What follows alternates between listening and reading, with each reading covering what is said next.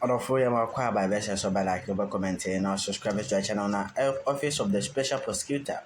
Now the with me announce say young former minister Ken Ofurata as fugitive just say or you wanted the name your government list no other but me any press conference change they sa at the news way better kind of when say former minister Ken Ofurata be able to be ano be at channel now.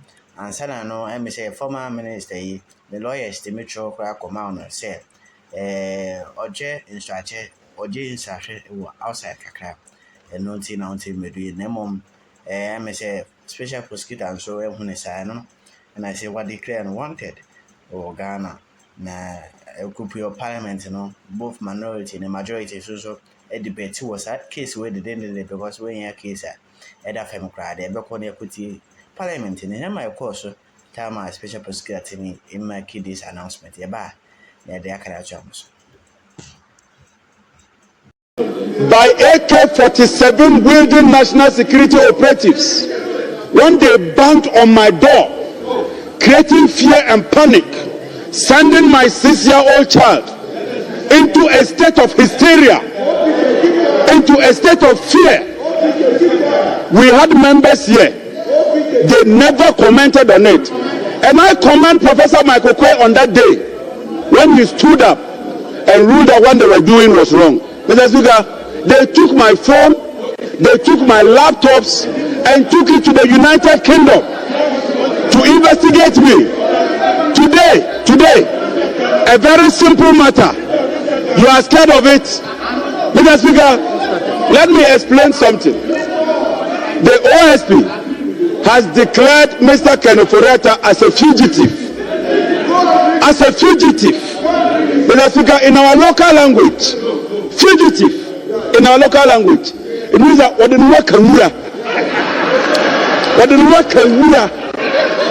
or to put it simply, wajibam, or in the Hausa language, otilo. Or to put it in a more simpler way, Yagudu. It's as simple as that, Mr. Speaker.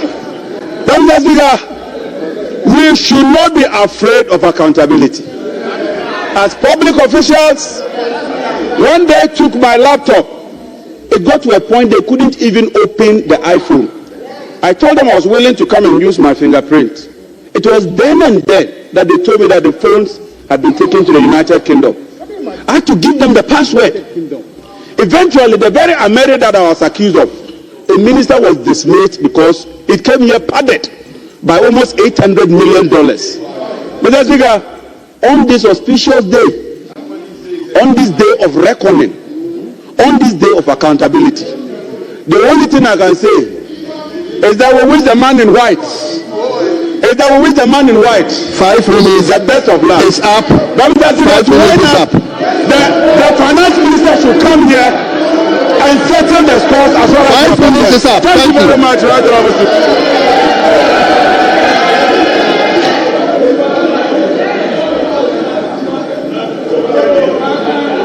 Yes. Honorable member for Bimbilla, you have 5 minutes. Mr. Speaker, thank you very much for the opportunity. Mr. Speaker, we are building a democracy. The honorable member who just spoke said gun-wielding policemen raided his home. That is what a democracy is. Police people. My brother, you don't use soldiers to raid someone's home in a democracy. Yes.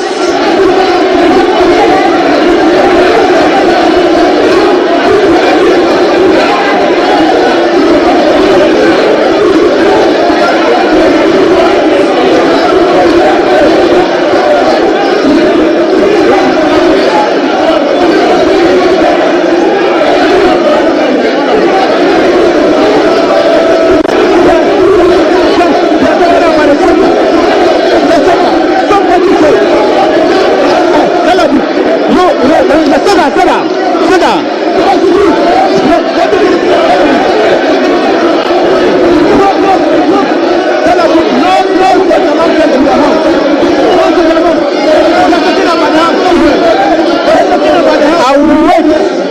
I will wait.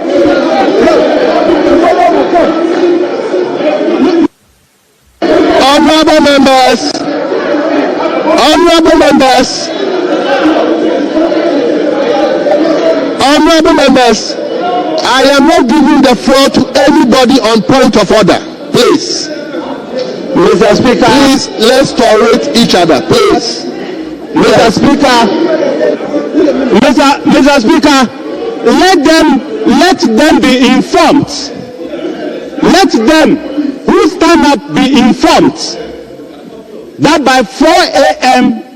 on the 7th of this, January, there was no defense minister in Ghana. Let them be informed. Let them be informed. Let them be informed that nobody in Ghana. Let them be informed. Tell the gentleman. Tell the gentleman here that he's just been nominated Deputy Minister of the Republic of Ghana. You are not in a position to be shouting. Respect yourself.